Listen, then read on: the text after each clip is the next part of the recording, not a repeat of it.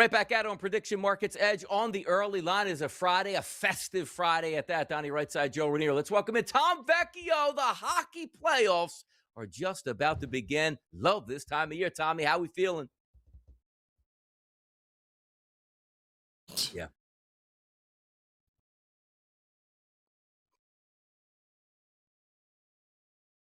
Somewhat straightforward for at least one team, but the West is a complete toss-up, and I think we're going to see some upsets this year. Absolutely. And also, if we remember ourselves, wait, that's probably 15 years ago, Flyers last day of the season, getting in on a shootout over the Rangers, propel themselves into the Stanley Cup with Pronger and the boys. I'm not saying the Flyers can do that, but hey, we can all wish, Tom. Let's get down to some of these series, which should be close and a lot of fun to watch. Love playoff hockey. The Ottawa Senators and the Carolina Hurricanes. Tom, if I'm looking on the Kalshi marketplace right now, Carolina as a slight favorite to win this series at 62%, underdog Ottawa at 38%. Looking at the Senators and the Hurricane series, how do we think this plays out?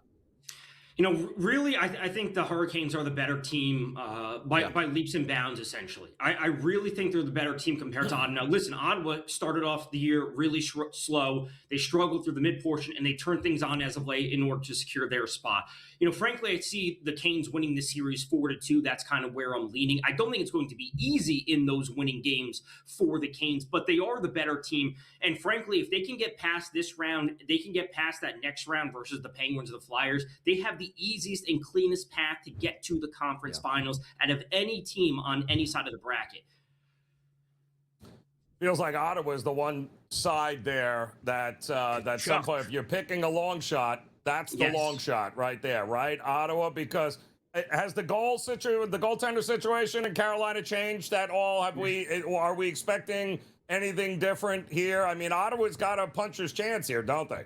They do. Pyotr Kochetkov was activated from long-term IR on the last game of the season. He wasn't able to play, but he is eligible for the postseason. So, you know, he is a solid goaltender. I've always said about the Canes, because they've had their issues when Freddie Anderson was in there in the past few years. The defense and the system in front of the goalie is fantastic. What Rod Brind'Amour has done is why they've had so much success. The goalie themselves, with Freddie Anderson having his individual struggles, that has always kind of been the knife's edge for the Canes, whether they succeed or whether they fail. So if Ottawa can get goals early, that's when they have the chance. Like, I don't think Ottawa wins games 2-1, 1-0. They're going to have to score to keep up with the Canes, but they do have a shot to take some games away.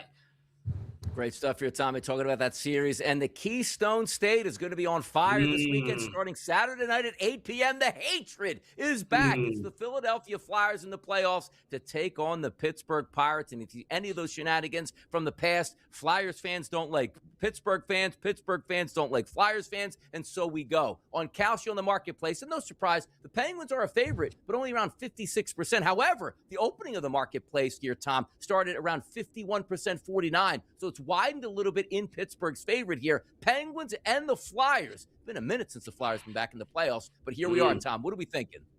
You know, frankly, I think the series is a complete toss-up. You know, between this series between Dallas and Minnesota, I think these series are complete toss-ups. You know, looking at this on a game-by-game basis, I would say just give me the dog in every game, because I don't know what's going to happen. Coming into the season, I was very low on the Penguins. I just didn't think they had enough depth. I think their goaltending is average, but when the top-end talent with Crosby and Malkin, get going, they can carry that team to a lot of victories. The Flyers on the other side, it really has to be that young talent. You know, Zegras has been absolutely awesome. Seeing Sean Couturier back in there at top form has been fantastic. It has to be a system win for the Flyers, and it's going to have to be the top-end win for the Penguins.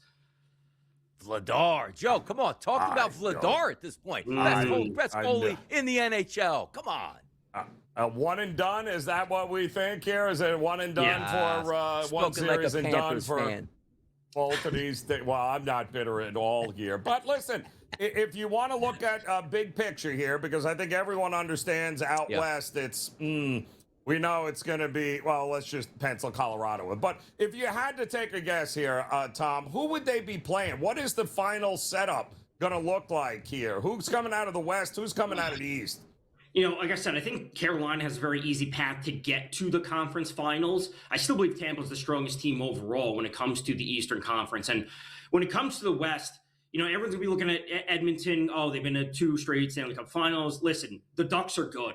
And I think the Ducks have a legitimate chance to win this series. And if Edmonton ends up winning, it's going to be 4-2 or 4-3. I'm not going to be shocked if they end up winning. But people shouldn't be writing off the Ducks just because the Oilers have been there 2 straight seasons. Colorado has, I'm going to say, one of the easier matchups in round 1. But, man, getting past Dallas or Minnesota is going to be very tough. Frankly, I think it could come down to Colorado versus Vegas, which would be absolutely fantastic. That's where we come down to things. I think Vegas, with their coaching change late season, they will get past Edmonton because the goalie issues for Edmonton are too much. I think we're going to see a rematch of what we saw a couple years ago between Colorado and Tampa.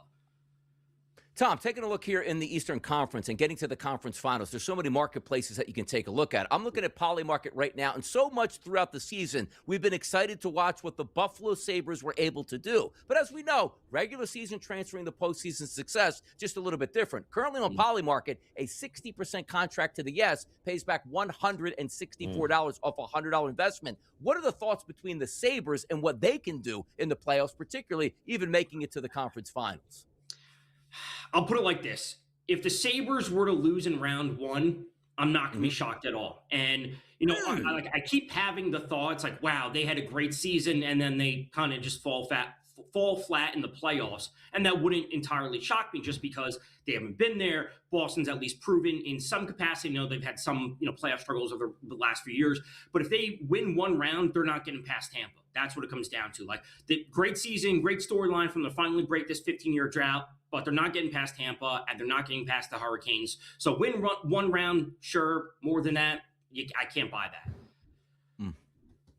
Just sounds like we're talking very chalkiness here when it's all said and done. I think right? we'll have a exciting series, but it may end up chalky.